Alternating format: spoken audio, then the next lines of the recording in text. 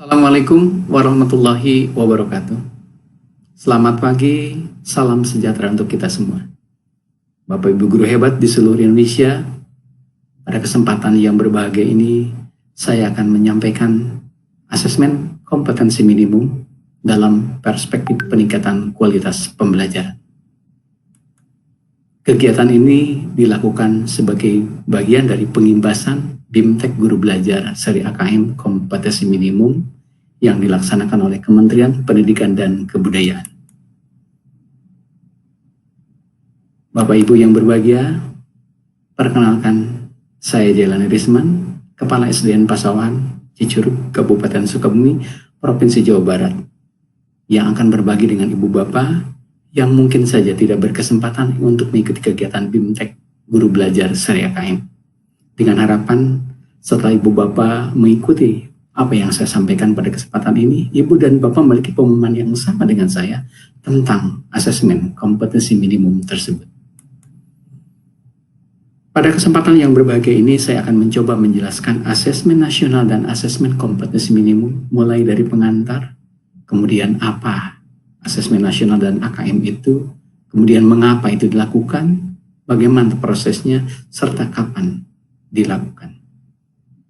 Pada bagian pengantar, saya mengambil apa yang disampaikan oleh Mas Menteri Pendidikan dan Kebudayaan. Mas Menteri mengatakan, literasi di sini bukan hanya kemampuan membaca, tetapi kemampuan menganalisis suatu bacaan dan memahami konsep di balik tulisan tersebut. Sedangkan kompetensi numerasi berarti kemampuan menganalisis menggunakan angka. Sementara itu, Pak Iwan Sahril, Direktur Jenderal GTK Kementerian Pendidikan dan Kebudayaan mengatakan, yang paling penting menurut saya adalah cara berpikir yang tidak terikat pada satu pola atau satu disiplin. Ini yang paling penting. Karena fokus pada literasi, numerasi, ini sebenarnya ujung-ujungnya adalah interdisipliner. Dan itulah arah pendidikan pada saat ini dan realitas dunia yang kita hadapi. Apabila mengambil apa yang disampaikan oleh Pak Iwan Sahril, kita bisa menyimpulkan, saatnya guru-guru di Indonesia, saatnya Bapak Ibu guru hebat untuk berpikir dan bertindak out of the box. Saatnya Ibu Bapak bertindak keluar dari zona nyaman. Ibu Bapak yang saya hormati, selanjutnya apa yang dimaksud dengan asesmen nasional itu? Asesmen nasional adalah suatu kegiatan pemetaan mutu pendidikan pada seluruh sekolah, madrasah, program kesetaraan jenjang pendidikan dasar dan menengah. Selama ini kegiatan pemetaan mutu pendidikan dilakukan oleh pemerintah melalui dua kegiatan. Yang pertama, kegiatan pemetaan mutu pendidikan yang biasa kita kenal dengan PMP, yang kedua ujian nasional. Dengan demikian, dengan diberlakukannya asesmen nasional, maka sudah tidak relevan lagi pemerintah melakukan PMP dan ujian nasional. Kita lihat kembali yang menjadi sasaran dari asesmen nasionalnya adalah sekolah dan madrasah. Dengan demikian kita bisa menyimpulkan bahwa kegiatan ini dilakukan di seluruh sekolah dasar, madrasah ibtidaiyah, SMP, madrasah sanawiyah, SMA, SMK, dan madrasah aliyah. Termasuk di dalamnya program kesetaraan, paket A, paket B, dan paket C. Lalu mengapa asesmen nasional ini dilakukan? Asesmen nasional dilakukan untuk menghasilkan informasi untuk perbaikan kualitas pembelajaran yang diharapkan berdampak positif pada karakter dan kompetensi peserta didik. Kemudian, hasil asesmen nasional ini digunakan untuk mendiagnosis masalah dan perencanaan perbaikan pembelajaran baik oleh guru, kepala sekolah, maupun oleh dinas pendidikan. Bapak Ibu yang saya hormati, hasil asesmen nasional ini dijadikan pemerintah sebagai pemetaan awal atau baseline sistem mutu. Karena hasil asesmen nasional itu tidak digunakan untuk menilai prestasi murid ataupun kinerja guru dan sekolah. Dengan demikian, hasil asesmen nasional ini diberikan kepada guru dan sekolah sebagai alat evaluasi diri dan perbaikan pembelajaran. Kemudian, peserta didik, guru dan sekolah tidak perlu cemas dan tidak perlu melakukan persiapan khusus menghadapi asesmen nasional ini. Selanjutnya, mari kita lihat asesmen nasional secara keseluruhan. Asesmen nasional ini dirancang untuk memantau dan mengevaluasi sistem pendidikan dasar dan menengah, sedangkan prestasi siswa dievaluasi oleh pendidik dan satuan pendidikan. Lalu, elemen apa saja yang menjadi kebijakan asesmen nasional? Yang pertama, asesmen nasional diikuti sebagian, atau dikatakan sebagai sampel, siswa yang dipilih secara acak dari kelas 5, 8, dan 11 di setiap sekolah madrasah. Jadi yang diambil adalah sampel sebanyak 30 siswa. Apabila sekolah tersebut memiliki murid kurang dari 30, maka seluruh siswa pada kelas itu mengikuti kegiatan asesmen nasional ini. Berikutnya, asesmen nasional tahun 2021 digunakan sebagai baseline tanpa konsekuensi pada guru, sekolah, dan Pemda. Jadi, guru, sekolah tidak perlu cemas terhadap pelaksanaan kegiatan ini. Berikutnya, Ibu Bapak yang saya hormati, evaluasi kinerja tidak hanya berdasar skor rata, tapi juga perubahan skor atau tren dari satu tahun ke tahun berikutnya. Jadi pemerintah melakukan penilaian sejauh mana tren kenaikan pada sekolah yang dilakukan kegiatan ini. Berikutnya, asesmen nasional ini dilakukan di semua sekolah, di semua madrasah pada jenjang pendidikan dasar dan pendidikan menengah. Asesmen nasional akan dilaksanakan setiap tahun dan dilaporkan pada setiap sekolah, madrasah, dan pemerintah daerah. Lalu, apakah ada implikasinya kegiatan asesmen nasional bagi siswa, guru, sekolah, dan orang tua? Siswa, guru, dan sekolah tidak perlu melakukan persiapan khusus menghadapi AN ini. Yang perlu dilakukan adalah merefleksikan dan memperbaiki mutu pembelajaran.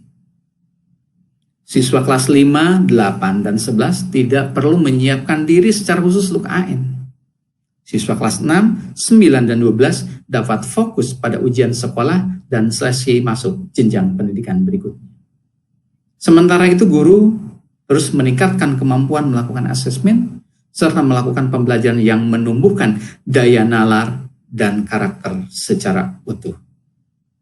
Lalu bagaimana untuk sekolah?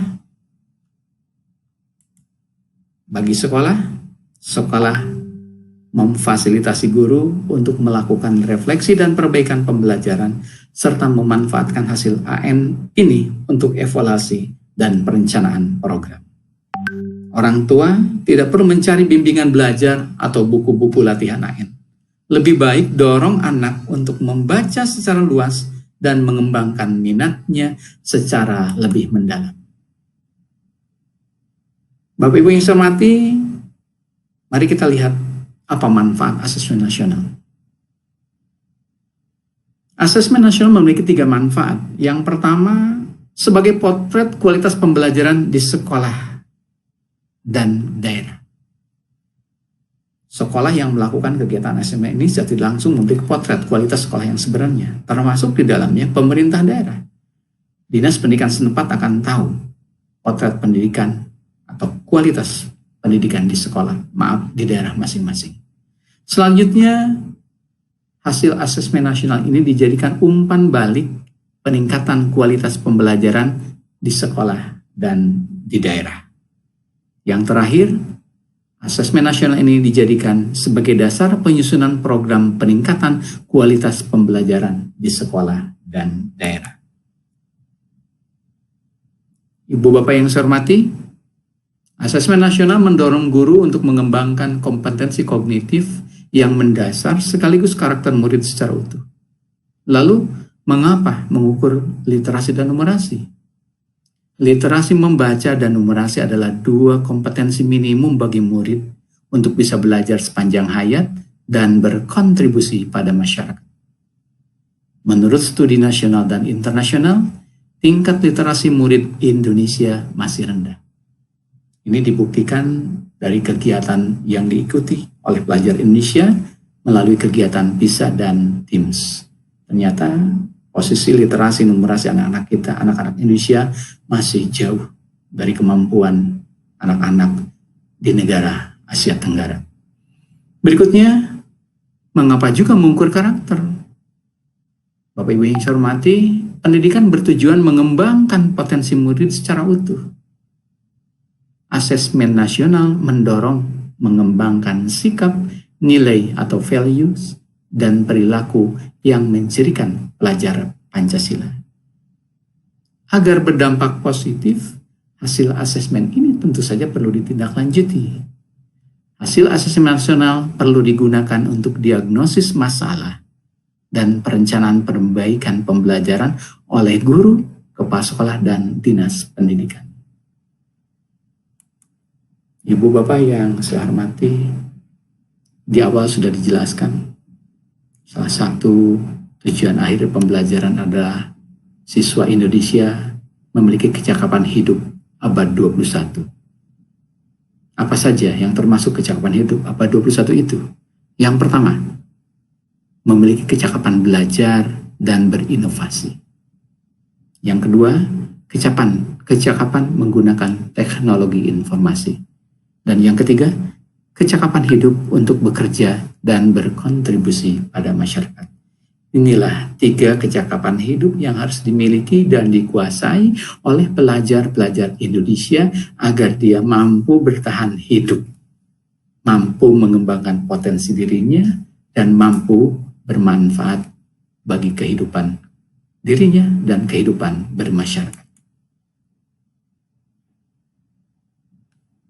Sekarang mari kita lihat satu persatu apa saja yang termasuk bagian dari asesmen nasional tersebut. Yang pertama adalah asesmen kompetensi minimum atau AKM. Apa yang ada di pikiran Bapak dan Ibu ketika mendengar asesmen kompetensi minimum? Kata minimum mengacu bahwa tidak semua konten kurikulum diukur. Jadi hanya sebagian kecil konten kurikulum yang diukur dalam kegiatan asesmen kompetensi minimum ini.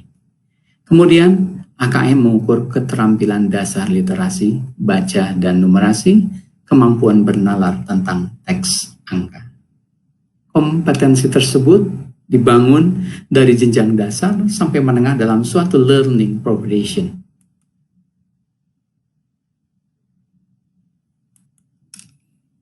Lalu, apa perbedaan AKM dengan UN? Mari kita lihat satu persatu. Pertama, perbedaan pada jenjang penilaian. Untuk UN, selama ini dilakukan untuk SMP, MTS, SMA, MA, dan SMK. Sementara AKM dilakukan untuk siswa SD, MI, SMP, MTS, SMA, MA, dan SMK.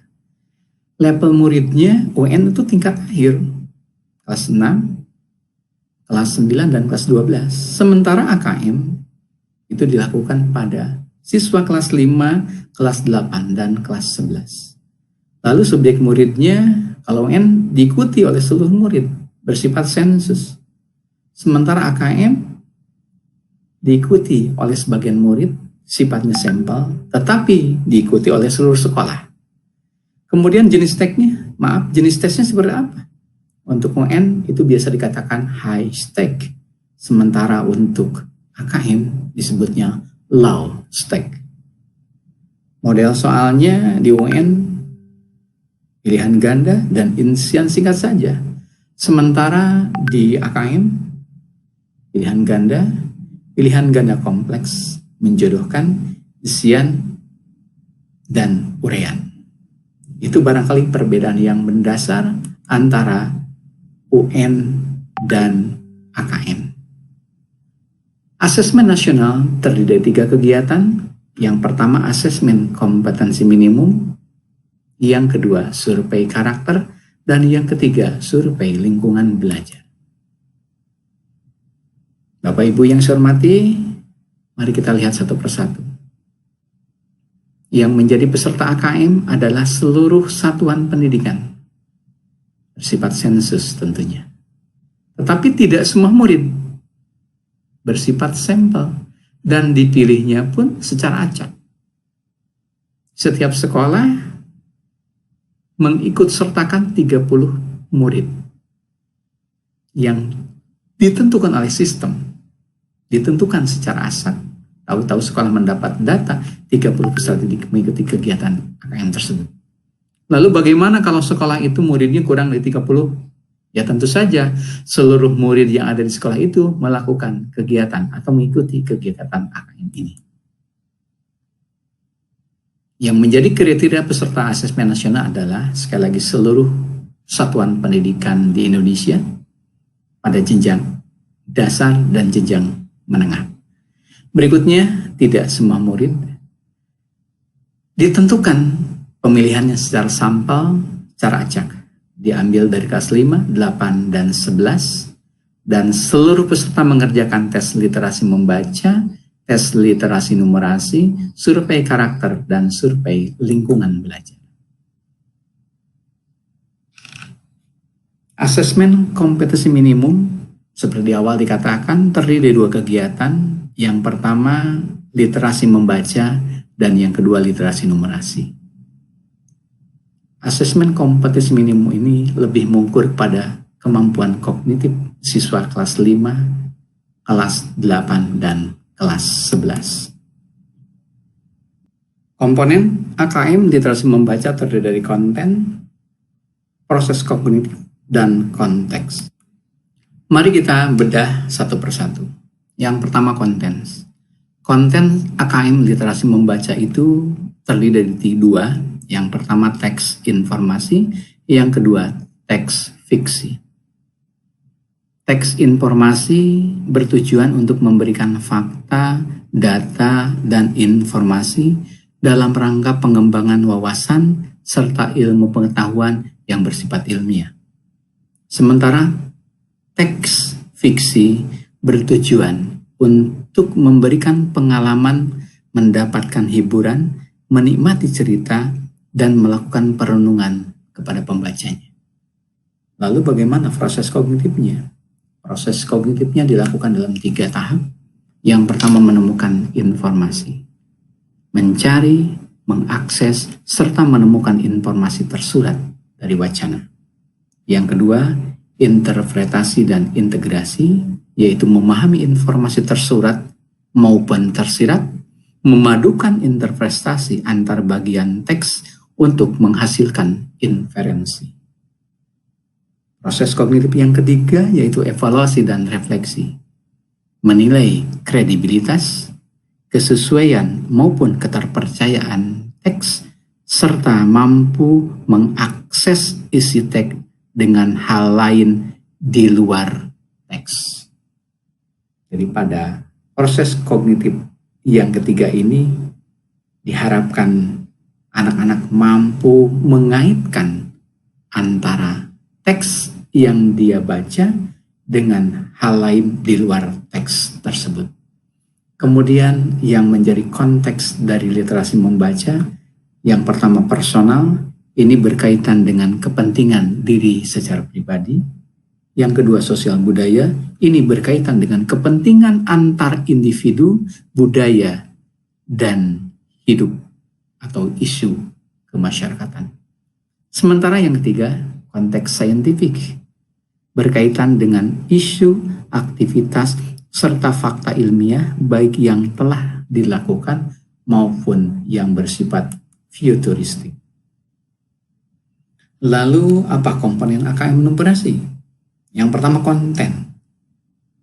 AKM numerasi kontennya terdiri dari bilangan, pengukuran dan geometri, data dan ketidakpastian, serta alat jabar. Yang pertama, bilangan, meliputi representasi, sifat urutan, dan operasi beragam jenis bilangan, baik bilangan cacah, bilangan bulat, bilangan pecahan, maupun desimal. Sementara pengukuran dan geometri meliputi mengenal bangun datar hingga menggunakan volume dan luas permukaan dalam kehidupan sehari-hari. Juga menilai pemahaman peserta didik tentang pengukuran panjang, berat, waktu, volume, dan debit, serta satuan luas menggunakan satuan baku. Berikutnya yang ketiga, data dan ketidakpastian. Data dan ketidakpastian meliputi pemahaman, interpretasi, serta penyediaan data maupun peluang. Yang keempat, aljabar, meliputi persamaan dan perbedaan relasi dan fungsi, termasuk di dalamnya pola bilangan, serta rasio dan proporsi. Lalu bagaimana proses kognitifnya? Pada AKM numerasi, proses kognitif terdiri dari 3. Yang pertama, pemahaman. Yang kedua, penerapan. Yang ketiga, penalaran. Pemahaman meliputi memahami fakta, prosedur, serta alat matematika. Penerapan mampu menerapkan konsep matematika dalam situasi nyata yang bersifat rutin. Sementara penalaran bernalar dengan konsep matematika untuk menyelesaikan masalah yang non-rutin. Konteksnya hampir sama dengan AKM literasi. Konteks pada AKM numerasi terdiri dari personal, sosial budaya, dan saintifik. Personal berkaitan dengan kepentingan diri secara pribadi. Sosial budaya berkaitan dengan kepentingan antar individu, budaya, dan isu kemasyarakatan. Saintifik berkaitan dengan isu, aktivitas, serta fakta ilmiah baik yang telah dilakukan maupun yang bersifat futuristik. Bapak Ibu yang saya hormati, sekali lagi, proses kognitif dalam AKM terdiri dari 2, literasi dan numerasi. Literasi menemukan informasi, yang kedua interpretasi dan integrasi, yang ketiga evaluasi dan refleksi. Sementara proses kognitif dalam AKM numerasi terdiri dari pemahaman, penerapan, dan penalaran. Ibu Bapak yang saya hormati, asesmen kompetensi minimum terdiri dari kegiatan literasi membaca dan numerasi. Selanjutnya, bagaimana bentuk soal pada AKM? Di awal sudah dijelaskan bahwa bentuk soal AKM terdiri dari 5 macam. Yang pertama pilihan ganda, yang kedua pilihan ganda kompleks, yang ketiga menjodohkan, yang keempat isian singkat, dan yang kelima uraian. Mari kita lihat satu persatu. Yang pertama pilihan ganda. Murid hanya dapat memilih satu jawaban benar dalam satu soal. Jadi jawabannya sudah pasti hanya ada satu jawaban benar dari sekian opsi yang diberikan. Yang kedua pilihan ganda kompleks. Berbeda dengan pilihan ganda kompleks justru murid dapat memilih lebih dari satu jawaban benar dalam satu soal. Artinya diberikan opsi jawab benar lebih dari satu. Tentu akan lebih sulit dibandingkan dengan pilihan ganda. Yang ketiga menjodohkan. Pada kegiatan ini murid menjawab dengan cara menarik garis dari satu titik ke titik lainnya yang merupakan pasangan pertanyaan dengan jawabannya. Yang keempat isian singkat. Murid dapat menjawab berupa bilangan, kata, untuk menyebutkan nama benda, tempat, atau jawaban pasti lainnya. Dan yang terakhir uraian. Murid menjawab soal berupa kalimat-kalimat untuk menjelaskan jawabannya. Setelah KM, kegiatan yang kedua adalah survei karakter. Kalau AKM lebih mengukur kemampuan kognitif murid, maka survei karakter lebih mengukur kepada kemampuan non-kognitif. Yang diukur adalah capaian hasil belajar peserta didik dalam hal sosial dan emosional. Ibu Bapak yang saya hormati, target pelajar kita adalah menjadi pelajar yang memiliki profil pelajar Pancasila. Seperti apakah profil pelajar Pancasila itu? Yang pertama, beriman, bertakwa kepada Tuhan Yang Maha Esa, dan berakhlak mulia. Yang kedua, mampu mandiri. Yang ketiga, bernalar kritis. Yang keempat, kreatif. Yang kelima, bergotong royong. Yang keenam, berkebinekaan global. Inilah 6 profil pelajar Pancasila yang diharapkan. Dan itu diukur melalui survei karakter. Ibu Bapak yang saya hormati, pelajar Pancasila adalah sumber daya manusia yang unggul, yang merupakan pelajar sepanjang hayat, yang memiliki kompetensi global dan berperilaku sesuai dengan nilai-nilai Pancasila. Berikutnya, survei lingkungan belajar. Survei lingkungan belajar dilakukan untuk mengevaluasi dan memetakan aspek pendukung kualitas pembelajaran di lingkungan sekolah. Apa yang diukur dari survei lingkungan belajar tersebut? Yang diukur adalah iklim belajar dan iklim satuan pendidikan, keamanan sekolah, kebinekaan sekolah, indeks sosial ekonomi, kualitas pembelajaran, dan pengembangan guru. Ibu Bapak yang saya hormati, itulah 3 kegiatan yang merupakan bagian dari asesmen nasional yang akan diikuti oleh murid-murid kita. Yang pertama, asesmen kompetensi minimum. Yang kedua, survei karakter. Dan yang ketiga, survei lingkungan belajar. Lalu apakah guru-gurunya pun melakukan kegiatan tersebut? Sama Ibu Bapak, guru dan kepala sekolah pun mengikuti kegiatan asesmen nasional, tetapi hanya satu yang diikuti oleh guru dan kepala sekolah, yaitu survei lingkungan belajar saja. Berikutnya, Ibu Bapak, saya perkuat kembali, saya review kembali instrumen asesmen. Nah, Bapak Ibu yang berbahagia, lalu seperti apakah instrumen asesmen nasional itu? Instrumen asesmen nasional yang pertama adalah bersifat stimulus. Soal-soal AKM disusun dan didesain menggunakan stimulus dengan konteks yang beragam, dengan elaborasi tabel, grafik, ilustrasi, terutama untuk jenis stimulus multiple item, dengan ilustrasi yang kontekstual dan informatif. Stimulus soal AKM memiliki unsur sebagai berikut. Yang pertama, edukatif. Yang kedua, inspiratif. Yang ketiga, menarik. Dan yang keempat, keterbaruan. Bentuk soal sudah saya jelaskan di awal bahwa AKM ini memiliki 5 bentuk soal. Yang pertama, pilihan ganda.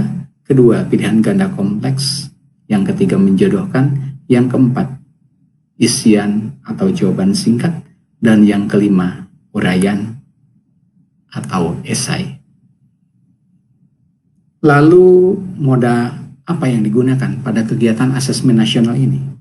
Ibu Bapak yang saya hormati, moda yang digunakan pada kegiatan asesmen nasional ini adalah berbasis komputer yang efisien dan efektif untuk proses distribusi instrumen, pengelolaan data, dan pengolahan nilai. Sekali lagi, asesmen nasional ini berbasis komputer dan bersifat adaptif. Pertanyaan yang disajikan tergantung kepada kemampuan siswa.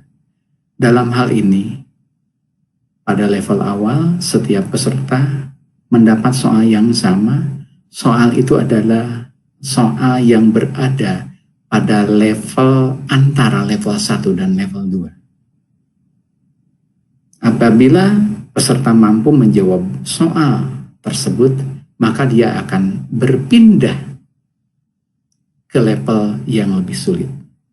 Terus berlangsung seperti itu. Tetapi bagi peserta yang tidak mampu menyelesaikan soal pada level yang paling dasar, maka secara otomatis sistem akan menutup dengan sendirinya sehingga peserta tidak bisa melanjutkan ke level yang lebih tinggi.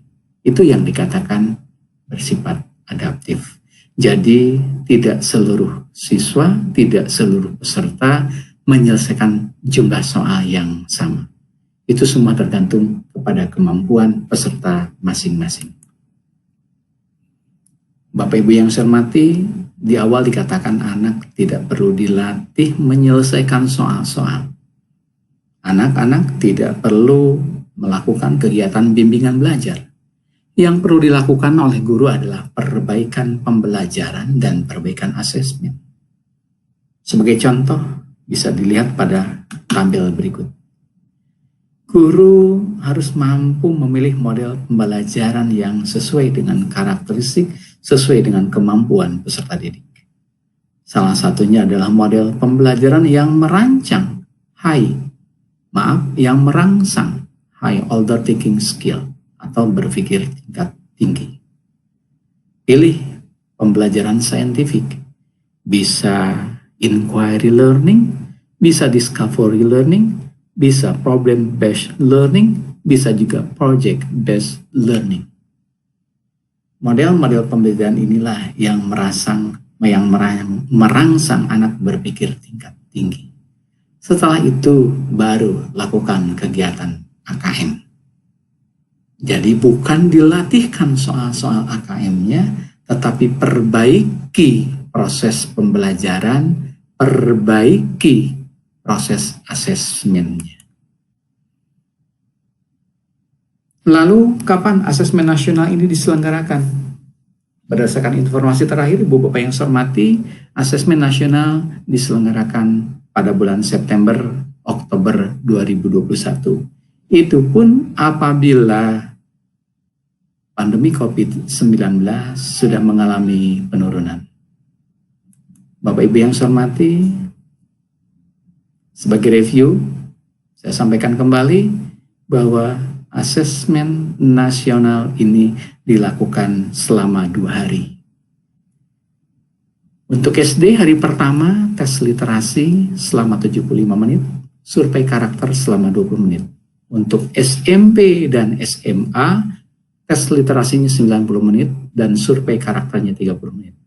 Sementara di hari kedua, untuk SD, tes numerasi selama 75 menit, survei lingkungan belajar selama 20 menit, dan untuk SMP, tes numerasi 90 menit, survei lingkungan belajar selama 30 menit. Masing-masing kegiatan itu dilakukan dalam 3 sesi. Sesi yang pertama mulai pukul 7 sampai pukul 9.20. Sesi kedua mulai pukul 10 sampai 12.20. Dan sesi yang ketiga mulai pukul 13 sampai pukul 15.20. Jadi apabila disiapkan 3 sesi, pemerintah menyiapkan rentang waktu selama 3 sesi, kalau peserta kita hanya ada 30, bisa mengikuti dalam 3 sesi yang berbeda. Ibu Bapak yang saya hormati, itulah jadwal kegiatan asesmen nasional yang mudah-mudahan bisa berjalan sesuai rencana pada bulan September dan Oktober tahun 2021 yang akan datang. Sebagai review sekali lagi, kompetensi siswa yang diharapkan adalah anak-anak yang memiliki kecakapan hidup abad 21 dan memiliki profil pelajar Pancasila.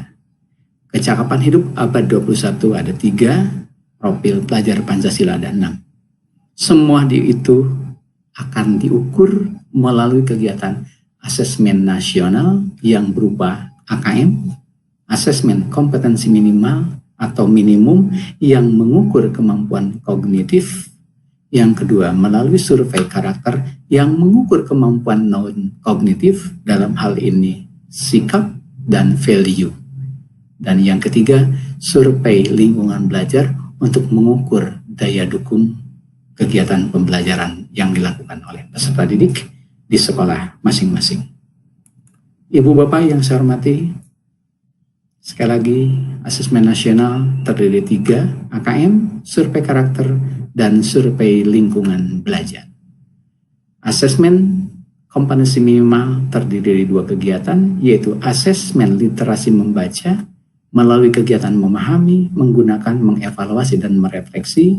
Dan yang kedua, asesmen numerasi melalui kegiatan memahami, mengaplikasi, dan bernalar. Lalu, apa implikasinya pada pembelajaran? Sekali lagi tadi di awal sudah dikatakan, bukan melatihkan anak menyelesaikan soal-soal AKM, tapi lebih kepada memperbaiki proses pembelajaran dan memperbaiki proses asesmennya. Bila Ibu Bapak ingin mengetahui seperti apakah soal-soal asesmen tersebut, Ibu Bapak bisa membuka dan mengunduhnya pada situs pusmenjar.kemdikbud.go.id/AKM. Di sini kita akan tahu masing-masing level seperti apa. Bila kelas 5, kelas 8, dan kelas 11 mengikuti asesmen nasional, maka di luar itu anak-anak bisa mengikuti asesmen, namanya asesmen kelas. Dan itu dilakukan oleh guru kelas masing-masing untuk mengukur kemampuan individu anak. Sehingga Ibu Bapak Guru apabila sudah mengetahui kemampuan atau level anak, maka dalam proses pembelajarannya pun melayani anak sesuai dengan levelnya masing-masing. Sudah bukan saatnya lagi kita memberikan materi, memberikan bahan ajar, memberikan asesmen yang sama untuk seluruh peserta didik. Karena kemampuan mereka berbeda-beda. Ibu Bapak yang saya hormati, lalu hasil asesmen nasional itu seperti apa? Kemudian kategorinya bagaimana? Mari kita lihat. Hasil asesmen nasional itu dikategorikan menjadi 4, baik literasi maupun numerasi. Kelompok yang pertama disebutnya perlu intervensi khusus, yang kedua kelompok dasar, yang ketiga kelompok cakap, dan yang keempat kelompok mahir. Bapak Ibu yang saya hormati, mari kita lihat satu persatu. Pada AKM literasi, kelompok yang pertama atau level yang paling bawah disebut perlu intervensi khusus. Artinya murid belum mampu menemukan dan mengambil informasi eksplisit yang ada dalam teks ataupun membuat interpretasi sederhana. Level kedua disebut level dasar. Artinya murid mampu menemukan dan mengambil informasi eksplisit yang ada dalam teks serta mampu membuat interpretasi sederhana. Bila berada pada kelompok cakap, artinya murid mampu membuat interpretasi dari informasi implisit yang ada dalam teks, mampu membuat simpulan dari hasil integrasi beberapa informasi dalam suatu teks. Sementara level yang tertinggi dikatakan mahir apabila murid mampu mengintegrasikan beberapa informasi lintas teks, mengevaluasi isi, kualitas, cara penulisan suatu teks, dan bersikap reflektif terhadap isi teks. Lalu bagaimana dengan numerasi? Pada dasarnya sama, hanya konten yang berbeda. Anak yang berada pada level perlu intervensi khusus artinya murid hanya memiliki pengetahuan matematika yang terbatas. Murid menunjukkan penguasaan konsep yang bersifat parsial dan keterampilan komputasi yang terbatas. Sementara apabila dia berada pada kelompok dasar, artinya dia memiliki keterampilan dasar matematika, komputasi dasar dalam bentuk persamaan langsung, konsep dasar terkait geometri dan statistika, serta menyelesaikan masalah matematika sederhana yang rutin. Sementara level cakap, artinya murid mampu mengaplikasikan pengetahuan matematika yang dimiliki dalam konteks yang lebih beragam. Sementara apabila dia berada pada level mahir, artinya murid mampu bernalar untuk menyelesaikan masalah kompleks serta non-rutin berdasarkan konsep matematika yang dimiliki atau yang dikuasainya. Mari kita analisis satu persatu. Level perlu intervensi khusus, kebutuhannya adalah sebagai pemula, siswa biasanya memiliki persyaratan belajar yang sama dan perlu mempelajari keterampilan dan konten yang sama. Struktur pembelajarannya, konten pembelajaran untuk pemula yang dari sifat mendasar, meskipun demikian kunci pembelajaran terletak pada alur pembelajaran yang intensif dan program yang terstruktur. Cara formal dan informalnya adalah para pemula membutuhkan strategi belajar yang lebih formal dan instruksional, yang memberikan pengalaman dan kesempatan belajar yang serupa kepada semua siswa pemula. Maka pendekatan yang dilakukan adalah training atau pelatihan yang bersifat intensif. Mari kita lihat yang kedua, level dasar. Kebutuhan level dasar, siswa sudah mulai kompeten dan berusaha untuk mengasah keterampilan mereka saat mereka merasa nyaman. Struktur pembelajarannya, pembelajaran untuk siswa dengan tingkat kompetensi dasar masih didorong oleh program yang terstruktur, namun perlu pula mulai memperkenalkan lebih banyak variasi ke dalam desain pembelajaran untuk memenuhi kebutuhan individu yang muncul. secara formal ataupun informal, lebih mengandalkan program pelatihan yang lebih maju, yang mencakup lebih banyak latihan, simulasi, dan pemecahan masalah. Pendekatan yang digunakan adalah pendekatan coaching, simulasi, dan pemecahan masalah yang sangat penting untuk meningkatkan kinerja dan tingkat kenyamanan siswa pada tingkat kompetensi dasar ini. Lalu bagaimana pada anak-anak yang berada pada level cakap? Kebutuhan siswa pada level ini adalah tingkat kompetensi cakap memiliki kebutuhan belajar dan persyaratan kinerja yang semakin unik, yang seringkali tidak dipenuhi oleh program pembelajaran seperti pada tingkat sebelumnya. Struktur pembelajaran, konten pembelajaran untuk siswa dengan tingkat kompetensi cakap menjadi lebih personal dan kurang terstruktur. Maka desain pembelajarannya harus mulai bergeser pada demonstrasi kinerja. Pada tingkat kompetensi cakap, siswa diperkenalkan lebih banyak pada strategi pembelajaran informal. Dalam hal ini, konteks lingkungan belajar bertransisi dari ruang kelas ke konteks yang lebih nyata. Pendekatan yang tepat adalah bagaimana guru mampu mengelola pengetahuan yang sudah didapatkan serta memberikan dukungan kinerja pada siswa dengan tingkat kompetensi cakap ini diperlukan. Pembelajaran sosial muncul sebagai kesempatan belajar dan kinerja di dalam konteks di luar sekolah. Bapak Ibu yang saya hormati, level terakhir yaitu mahir. Siswa yang telah mahir atau bisa disebut pada tahap ahli ini memiliki kebutuhan pembelajaran dan persyaratan kinerja masing-masing master atau pakar cenderung bersifat personal dan deskriptif mengenai dirinya sendiri, unik dan berbeda dengan yang lain. Struktur pembelajarannya adalah bagaimana kita mengolah strategi dan lingkungan pembelajaran yang disesuaikan, yang tersedia untuk siswa mahir, sekali lagi tersedia untuk setiap siswa mahir, termasuk peluang untuk melakukan lebih banyak penelitian secara mandiri dan kolaboratif. Bagi siswa dengan tingkat kompetensi mahir ini, pembelajaran merupakan aktivitas berbasis teman sebaya, kolaboratif dan sosial. Mereka belajar satu sama lain. Dan pendekatan yang digunakan adalah pembelajaran yang bersifat kolaboratif adalah kunci bagi siswa mahir. Termasuk di dalamnya pembelajaran yang melibatkan kemampuan untuk belajar melalui inovasi dan proses penemuan. Menjadi guru, mentor, atau pelatih bagi orang lain adalah strategi pembelajaran yang paling penting untuk anak-anak pada level mahir ini. Bapak Ibu yang berbahagia, mari kita amati segitiga belajar ini. Ada kurikulum yang berisi konten yang harus dikuasai oleh siswa.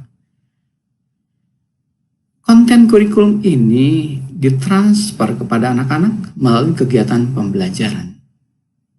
Dan tingkat ketercapaiannya itu diukur melalui kegiatan asesmen.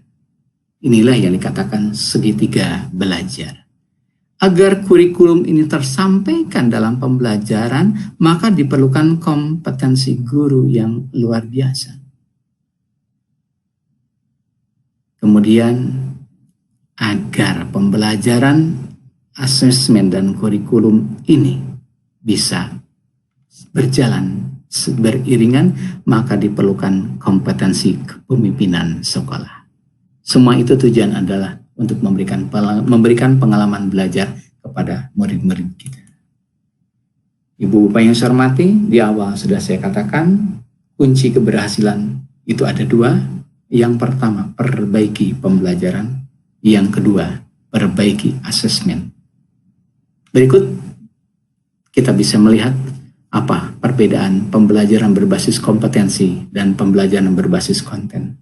Selama ini kita cenderung menggunakan pembelajaran berbasis konten yang berpusat pada materi pembelajaran, belajar untuk cakupan materi, menjawab serangkaian pertanyaan tes berdasarkan topik, dan pembelajaran kurang atau tidak terkait dengan konteks kehidupan nyata siswa dan orientasinya pada nilai akhir.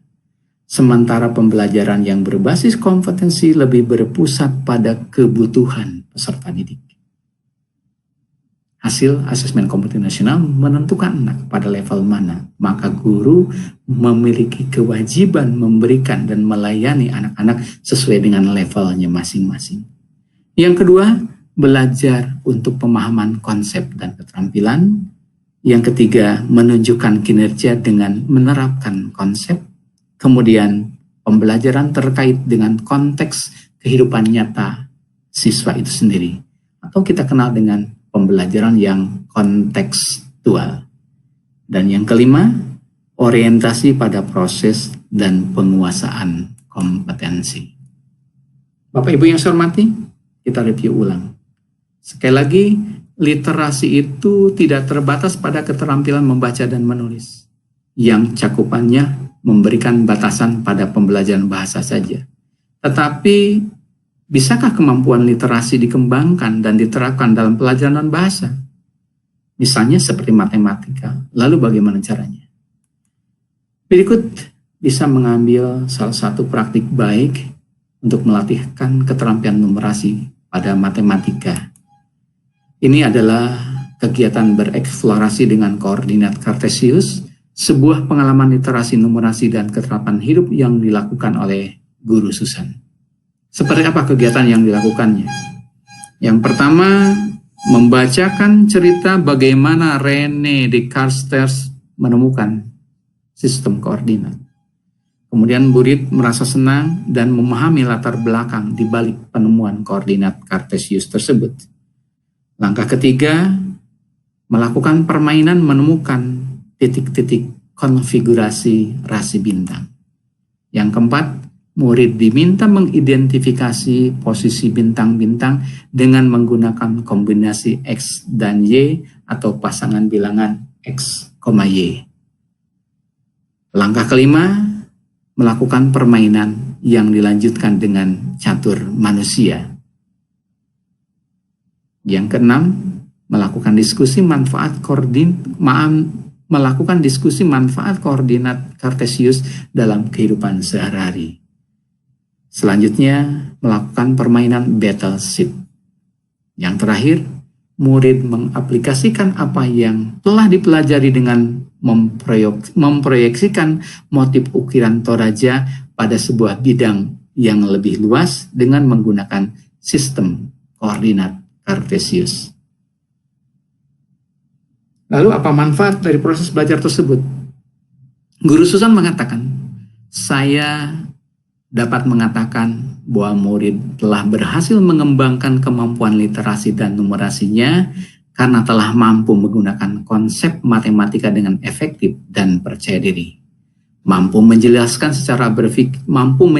cara berpikir dan mentransfer keterampilan mereka untuk memecahkan masalah dalam kehidupan nyata.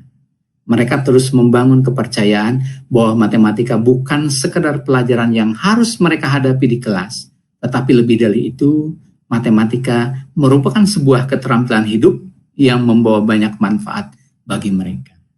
Guru Susan telah membuktikan sebuah elaborasi antara numerasi dan literasi dalam sebuah pembelajaran.